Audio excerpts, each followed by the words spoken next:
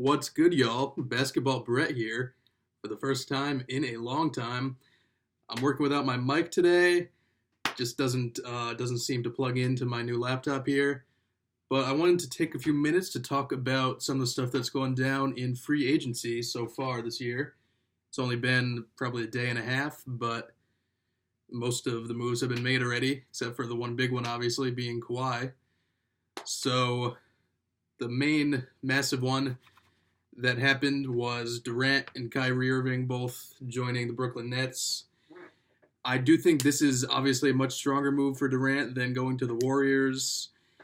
I still am not a fan of him. I think he's a bit of a thin-skinned snake, but this move definitely gives me a little more respect for him at least. Yeah, it's a team that's at least not incredibly overpowered the way the Warriors were. And he's actually not even going to be playing this season. So it's actually just going to be Kyrie, and DeAndre Jordan is there now also.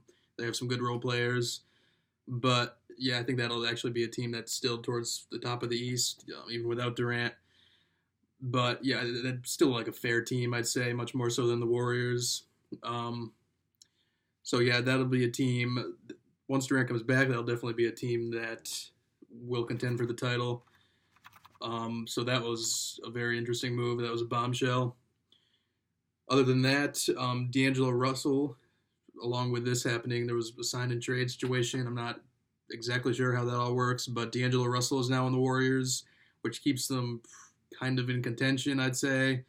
Obviously, it's a big difference between D'Angelo and Durant, but they still have Curry. They have Clay, even though he's going to be out for part of the year, and Draymond. So I don't know. I do think the Warriors are still going to be right up there, although I don't see them winning the championship this year. But I'm not quite ready to say their dynasty is over, especially now with this D'Angelo move. So yeah, that team will be interesting to see how he fits into that team. It also gives them more of a future, I'd say, because assuming D'Angelo continues to be an all-star. So also, my Celtics, they're my favorite team. They picked up Kemba Walker, which is big for them because they're losing Kyrie Irving, and it was kind of the fear that they, for me and Celtics fans, that they wouldn't be so great this year, and maybe they'd be a lower seed playoff team only. But Kemba kind of keeps them in the picture in the Eastern Conference, so that's exciting. They also got Enes Kanter, despite losing Al Horford, although I think Kanter is a solid replacement for Horford. So yeah, I'm liking their starting lineup now. They have Tatum and Brown also there still, so seems like a good team to me. I'm pretty happy with how everything turned out for the Celtics. Ended up better than I thought it would this offseason, so I can't really complain. Also, Jimmy Butler joined the Heat, which was a bit of a surprising move. I don't know if anyone really saw that coming before, like right before it happened. I'm trying to turn this computer back on to keep some good lighting here. Yeah, I figured maybe he would stay with the Sixers because it seemed like a good fit for him. But he decided to go with Miami. So yeah, he's not really surrounded by. Bet he's going to be like the first option there. He's not surrounded by another star there, obviously. But there's good coaching, good management, I guess, there with Eric Spoelstra and Pat Riley. So maybe that'll finally be a fit for Butler. He's, kind of had some troubles with the teams he's been on recently, the Timberwolves and Sixers. I don't know. He seemed to have issues there, so I don't know if he's the problem or what. But I guess that'll be interesting to see how that works out. That makes the Heat kind of formidable again, just having him. He's a great two-way player, obviously. And then, as I mentioned earlier, Al Horford went to the 76ers.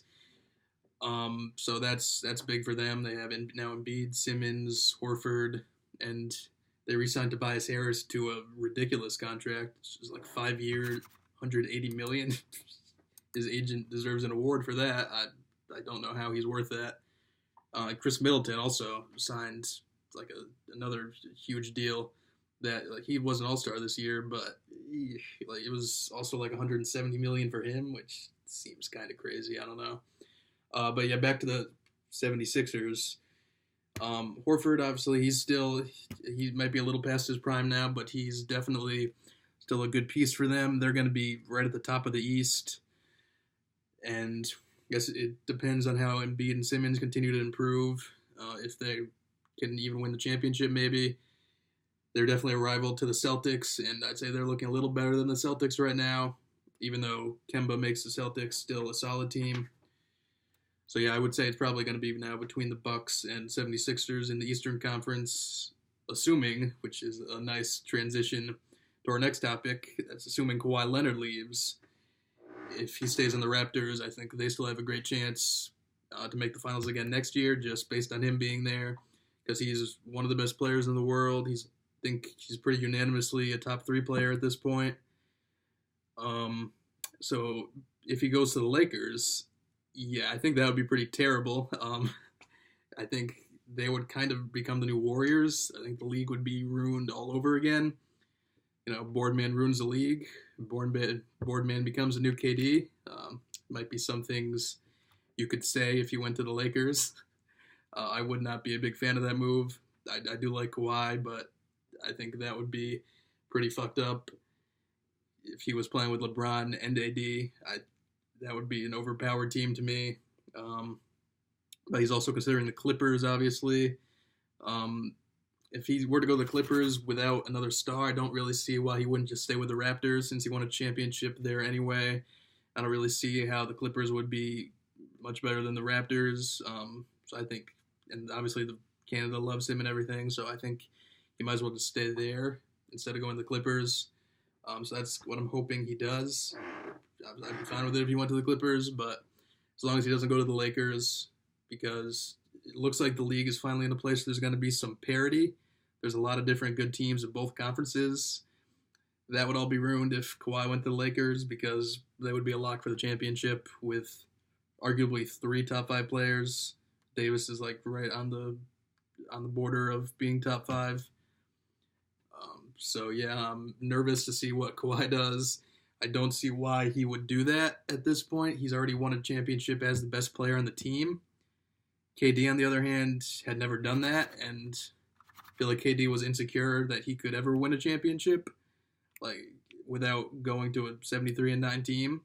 Kawhi knows he can, so I don't really see why he would make that move and be, kind of like second or third fiddle with LeBron and AD there. So yeah, that's going to be interesting, a little frightening to see what goes on there. And we're going to probably get a decision from Kawhi in the next few days, maybe even today, who knows. So yeah, those are some of my thoughts just on free agency.